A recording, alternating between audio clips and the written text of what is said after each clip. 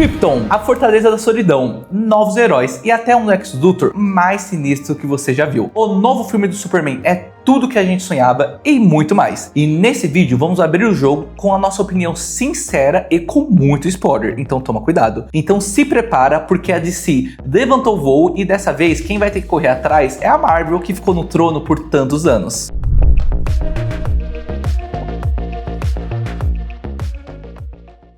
E o filme já começa daquele jeitão sem enrolação, né? Mostrando que o Superman já estava na Terra há um tempo e explicando o que aconteceu com ele naquela cena do trailer, onde todo mundo estava se perguntando quem ou o que deixou ele daquele jeito quando ele caiu no Ártico, né? Porque porrada pra dar em 10, ele tomou sozinho, né? Na verdade, exatamente. Apanhou demais.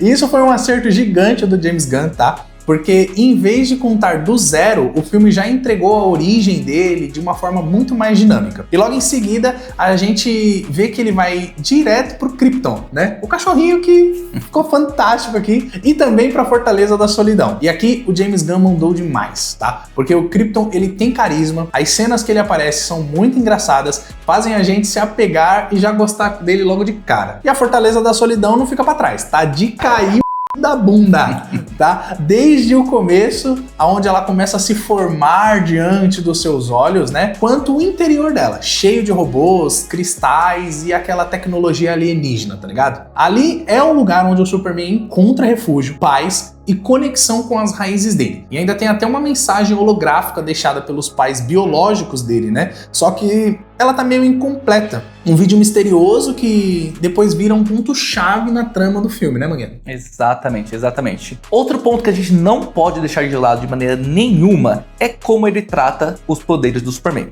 Assim, logo de cara fica muito claro pra gente a fonte de poder dele é o Sol, que é um pouco diferente dos antigos filmes lá do Zack Snyder. Exatamente, porque era um tom meio sombrio e tal, e o Superman sempre estava no seu apogeu, digamos assim. Aqui é diferente, porque realmente trata que se tem um pouco mais de sol, se tem um pouco menos de sol, ele fica mais forte ou mais fraco assim, exatamente como é nos quadrinhos. E isso empolga demais, porque mostra que o filme respeita a essência do personagem. Inclusive, só faltou uma cena dele, tipo, entrando no sol e voltando, tipo, Super Saiyajin, daquele jeito mega power, que só o Dragon Ball também sabia fazer, e o Superman. Porque o clima tava, tipo, exatamente pronto pra isso. Mas assim, mesmo sem isso, já dá pra perceber que a conexão com o Sol influencia diretamente na força dele. E o filme deixa isso muito claro várias e várias vezes. Mesmo sendo esse ser praticamente invencível, ele ainda é acessível. Ele, tipo, é próximo das pessoas. Tem uma cena onde um civil se arrisca pra salvar o Superman. O cara é um civil e ele se arrisca pra salvar vou salvar o Superman que veio me salvar. Porque, segundo ele, o Superman já ajudou a população diversas vezes. Então não é justo só ele se arriscar, as pessoas também têm que tomar um pouquinho de risco. E assim é realmente a essência do Superman.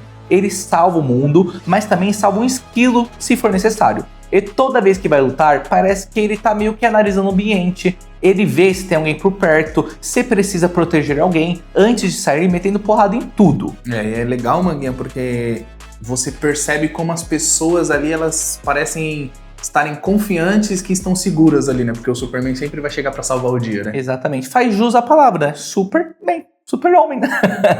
E é nesse momento de tensão que os outros heróis aparecem. E assim, a forma como eles aparecem é muito, mas muito bem construída. A gente não tem nada pra reclamar de cada herói que vai aparecendo nesse filme, não. Sim, é muito bem construída, né? O Lanterna Verde chega com aquele estilo leve, divertido, né? O CGI do Anel, né? As construções do Anel, eu achei muito legal, muito louco o CGI. Nada do antigo, né? Lanterna Verde lá do Deadpool, né?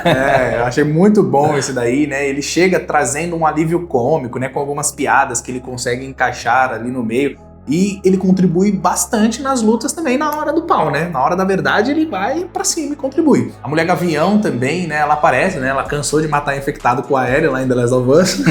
E agora ela apareceu aqui metendo porrada. Tá fazendo um bico, né? Tá difícil, aparece, né? Aqui metendo a porrada.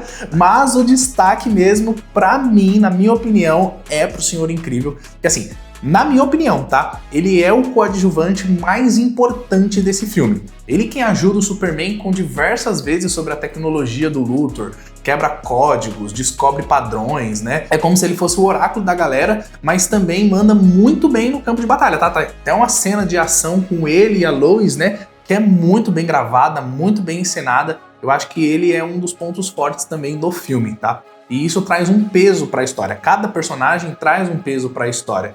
E já mostra que o universo compartilhado do James Gunn tá tomando forma e tá evoluindo cada vez mais. E não só os heróis, como também os vilões, tá? Porque assim, a Elektra tá top, mas vamos falar de quem importa?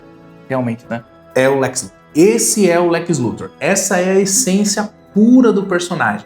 Esquece o Luthor bobo, engraçadinho que você viu antes. Aqui, ele é frio, calculista, articulado e perigosíssimo. Ele tem poder financeiro, tecnológico e até sobre-humano em alguns pontos, né? Ele constrói um portal dimensional, né? Na prática é uma prisão pessoal. Um universo isolado, onde ele pode fazer o que ele quiser com os meta-humanos que ele considera uma ameaça, né, Mangueira? Exatamente. E naquele momento, realmente mostra que o Lex não tem limites. Ele tortura o Superman com kryptonita e faz, assim, coisas muito piores. Ele começa a mexer, ó, com a mente do Superman, porque ele é forte no corpo, mas a mente é uma mente, assim, até onde a gente entende, meio que normal, né? Então ele começa a matar pessoas próximas do Clark que tiveram o mínimo do contato possível. Don't tell me, Superman. Who raised you as a child?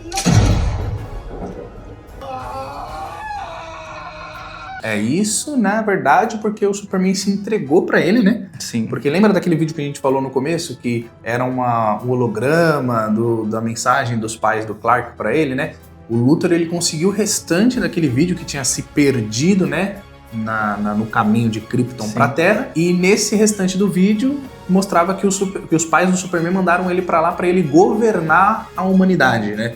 Então, como a humanidade agora ficou com medo dele, ele se entregou pro Luthor, o Luthor prendeu ele e ele começou essa tortura psicológica aí, né, mulher? Exatamente, mas assim, o Superman tá preso. Mas como é que o Lex, assim, consegue bater de frente com o Superman? Porque não importa o quão inteligente você é força física, né? E aí que vem a sacada que realmente mostra que, assim, o Lex é de outra galáxia, assim.